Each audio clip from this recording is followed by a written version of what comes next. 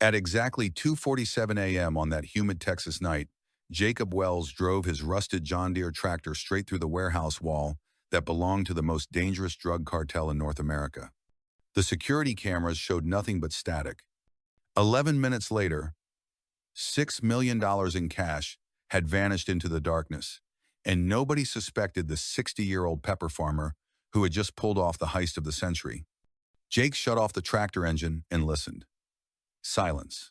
The warehouse alarm system remained dead, just as planned. He climbed down from the cab, his boots crunching on broken concrete and twisted metal. The hole in the wall was perfect, wide enough for the van, clean enough to drive through without getting stuck.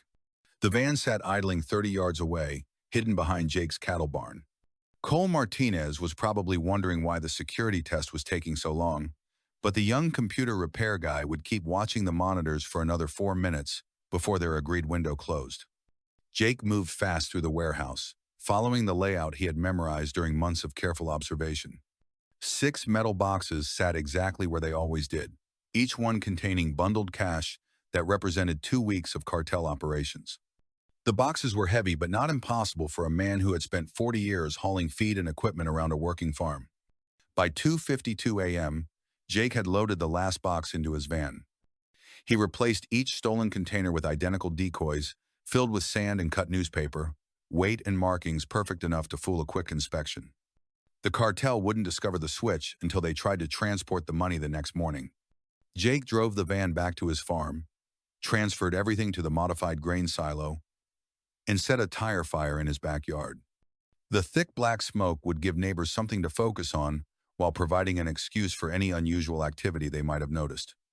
At 3:15 a.m., Jake was sitting in his kitchen drinking coffee and watching the smoke rise into the night sky. In 6 hours, the cartel would discover they had been robbed. The hunt would begin immediately, and Jake needed to be ready. But before I walk you through how Jake managed to outsmart one of the most dangerous criminal organizations in America, please do me a small favor. Make sure to subscribe to the channel, hit that like button, and let me know in the comments what city you're watching from. It really helps the channel grow, and it's amazing to see how far our community reaches across the world. Now let's go back to how this all started. 2 years earlier, Jacob Wells was just another struggling farmer trying to keep his pepper farm profitable. The drought had killed most of his crops, equipment repairs were eating his savings, and at 60 years old, he was facing bankruptcy. His marriage had ended in a bitter divorce. His son Justin lived in Colorado and hadn't spoken to him in 6 years, and the bank was threatening foreclosure. Everything changed on a Tuesday morning when Jake was fixing fence posts near the abandoned grain silo at the back of his property. He heard voices speaking Spanish and instinctively ducked behind the rusted equipment. 2 men in expensive suits were standing in the clearing, discussing something that made Jake's blood run cold. "The warehouse holds between 4 and 8 million every 2 weeks, one man said in accented English. "Security is good, but the location is perfect. Remote, no neighbors asking questions." Jake realized these men were using his land as a meeting point for cartel business. When they mentioned the old Peterson warehouse 3 miles down the road, Jake understood he was listening to criminals planning major money operations right on his property. After the men left, Jake spent hours walking his land, noting tire tracks and disturbed vegetation.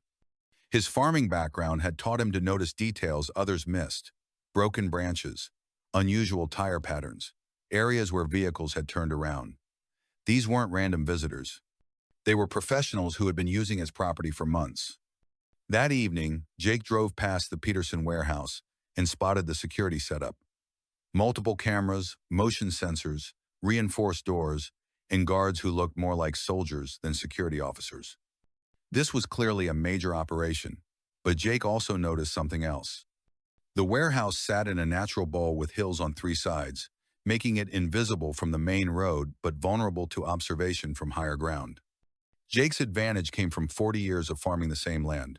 He knew every deer trail, every ridge line, every spot where a man could watch without being seen.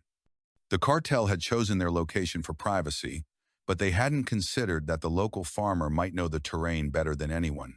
Over the next 6 months, Jake conducted careful surveillance using knowledge gained from 4 decades of hunting and farming.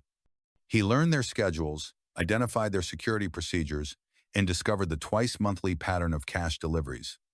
The amounts were staggering, millions of dollars stored temporarily before transport to Mexico. Jake's breakthrough came when he realized the cartel's weakness wasn't their security, it was their assumptions.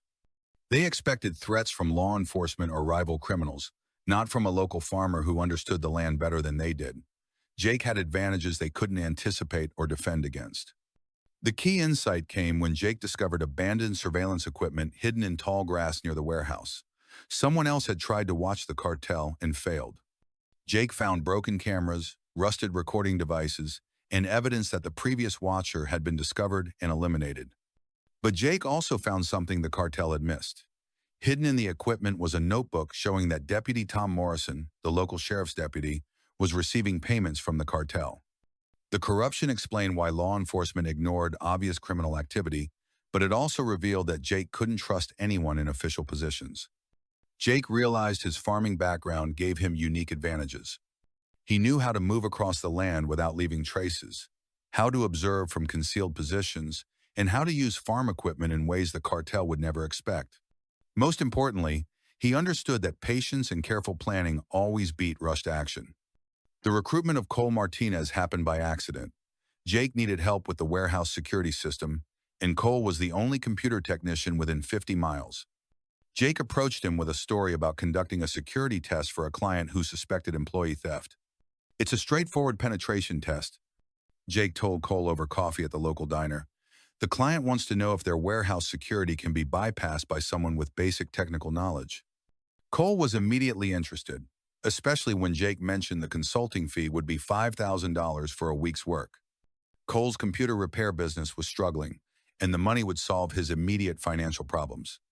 Jake provided Cole with documentation for Southwestern Security Consulting and a detailed work plan that appeared completely legitimate. Cole's technical skills were exactly what Jake needed, but his trusting nature made him vulnerable to deception. Over the following week, Cole helped Jake analyze the warehouse's electronic security. They identified camera blind spots, network vulnerabilities, and ways to temporarily disable the alarm system. Cole believed they were conducting a legitimate security assessment and documented everything thoroughly. "This system has serious weaknesses," Cole told Jake as they reviewed their findings. "Anyone with network access could disable the cameras remotely. The motion sensors have dead zones, and the backup power supply has an unprotected control panel." Jake agreed that the client would need significant upgrades while internally preparing for the most dangerous night of his life. The weekend before the heist, Jake spent Saturday at Cole's shop, finalizing their security test. Cole had created a way to temporarily disable the warehouse systems for exactly 15 minutes, long enough to demonstrate vulnerabilities without causing permanent damage. "The client wants to see how long an intruder could operate before security noticed," Jake explained. 15 minutes should be enough to prove the point." Cole activated the security bypass from his laptop, and Jake monitored the warehouse remotely to confirm everything worked. The test was perfect, and Cole was proud of his technical achievement. On the night of the 18th of June, Jake put his plan into action with the precision of a man who had spent 2 years preparing for 15 minutes of action. He had modified an old cargo van with hidden compartments and strengthened the John Deere tractor with a reinforced blade for breaking through walls. At 2:45 a.m., Jake drove the tractor from his barn to the warehouse, following a route through his own property that avoided all roads and left minimal tracks. Cole's security bypass activated automatically at 2:47 a.m., creating the 15-minute window Jake needed. The tractor crash through the warehouse wall was loud but brief. Jake had chosen the rear wall specifically because it faced away from the nearest neighbor and was constructed of older concrete that would break cleanly. Inside, emergency lighting revealed the money storage area exactly as Jake had observed during months of surveillance. Jake worked with the efficiency of a man who had practiced every movement.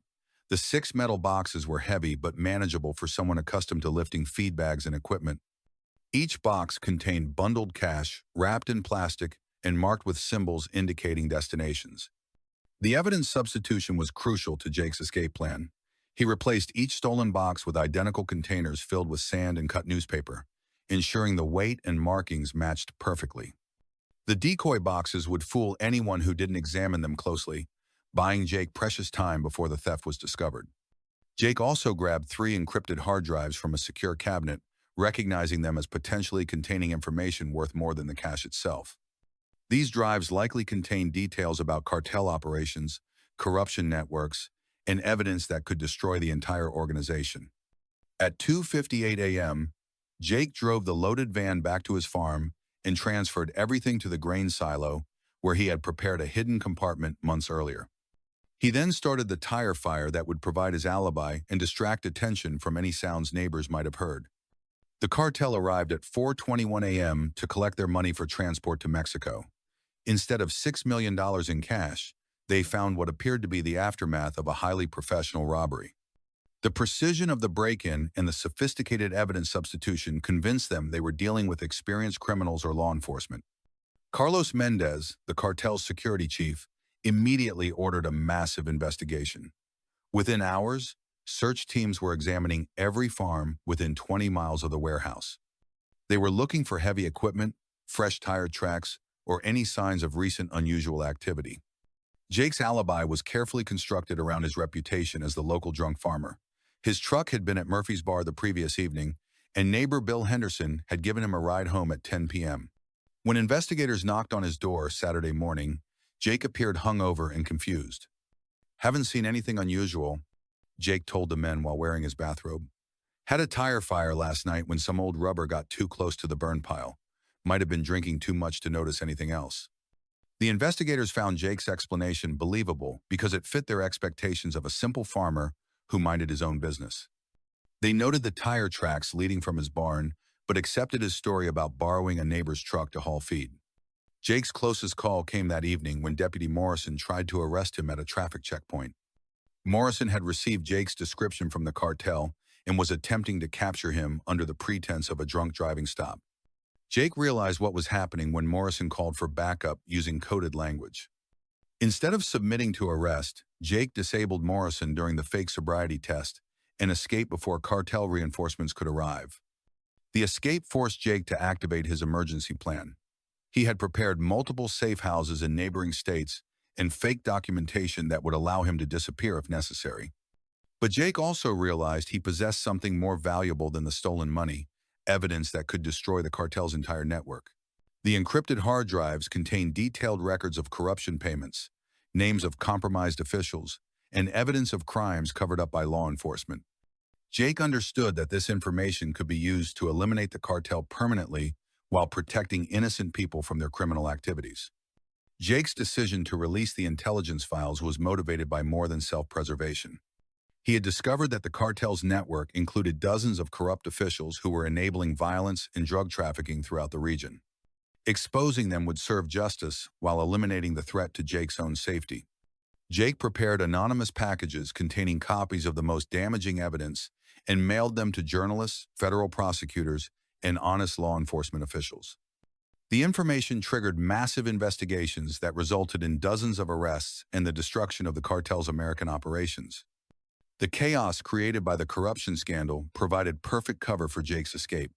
While law enforcement resources were focused on investigating compromised officials, Jake was able to leave the country and establish a new identity in Central America. Jake's theft had accomplished far more than simply enriching himself. The $6 million provided his escape funds, but the intelligence files had exposed a criminal network that threatened thousands of innocent people. By stealing from the cartel, Jake had inadvertently become an instrument of justice. The cartel never stopped looking for Jake, but their search was hampered by the ongoing federal investigations that had destroyed their protection network. Multiple arrests and prosecutions eliminated most of their American contacts and forced them to focus on protecting their remaining assets rather than pursuing one missing farmer.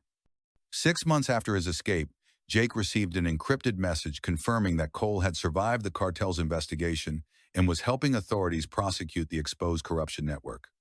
A year later, Jake sent a coded message to his estranged son Justin, but never learned whether reconciliation was possible. The case of the missing Texas farmer remained officially unsolved, and Jacob Wells remained officially missing. But Jake knew his mission was complete and that he had achieved justice through criminal means when the legal system had failed to protect innocent people. Sometimes in the evenings, Jake would sit on his porch overlooking the ocean and think about the night he drove his tractor into that warehouse and changed everything. He had started as a desperate farmer facing bankruptcy, but had ended as an unlikely hero who helped protect his community from corruption and violence. The pepper farm where Jake had once struggled was eventually sold to developers who had no idea of its role in one of the most audacious thefts in American history. But the legacy of Jake's actions lived on in the honest law enforcement officers, who could now do their jobs without fear of betrayal, and in the communities that were safer because corrupt officials had been removed from power. Jake had proven that sometimes ordinary people could challenge the most powerful criminal organizations and win. The 60-year-old farmer had outmaneuvered both the cartel and their corrupt protectors, disappearing into paradise while leaving behind a trail of justice that would protect others for years to come.